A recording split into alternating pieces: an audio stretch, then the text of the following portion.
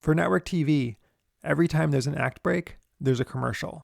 For streaming services, you may not have commercials, but you'll usually notice the show will fade out and then fade into a new scene that starts a different act.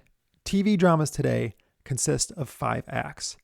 5 acts is pretty standard for all 1-hour dramas and 1-hour scripted shows. Comedies tend to be 2 or 3 acts, but there's some comedies now with 4 acts. Traditional sitcoms like Sanford & Son, All in the Family, and I Love Lucy usually only had 2 acts. But as TV changes, so do structure of shows.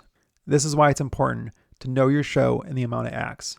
Here's the structure of an episode of 30 Rock if you were watching it on NBC. Besides acts, most shows start with a cold open or a teaser. These are essentially the same thing, but in sitcoms, they're usually called cold opens. And in dramas, they're called teasers. This is the first scene that grabs the attention of the audience, something that hooks us in. If you watch Poker Face or a CSI type of show, the first scene is usually of someone getting murdered. And this hooks in the audience right away. Then, the story will unfold itself and go into Act 1. The Office was known for amazing cold opens. Like that time, Dwight made everyone believe there was a fire in the office, just so he could see how people would react. At the end of every act, there's usually some kind of cliffhanger to make the audience stick around. And if it's network TV, there'll be a commercial break as well. After in Act 1, a network show would have a commercial and then go into Act 2.